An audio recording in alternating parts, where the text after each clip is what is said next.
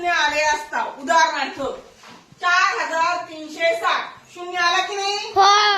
509 शून्य आला की नाही? हो. जेव्हा शून्य हा संख्येमध्ये येतो आणि आपल्याला गुणाकार करायचा असतो तेव्हा असा गुणाकार कसा करायचा बघा.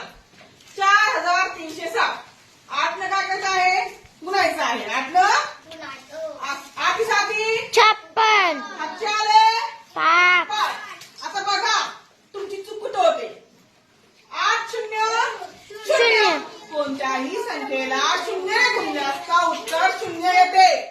आता शून्य मध्ये आलेला हक्क मिळवायचा 5. 0 अधिक 5 5.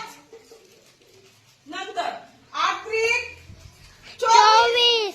हातचे आले 2. 2. 8 चौक 32. 32 आणि 2 उत्तर किती आलं? 34,456. 56. हातचा घेताना चुकायचं नाही. तुमची चूक इथं होते. समजलं? हो. पुढचं बघूया. 5 9 गुणिले 3 3 9 5 आले.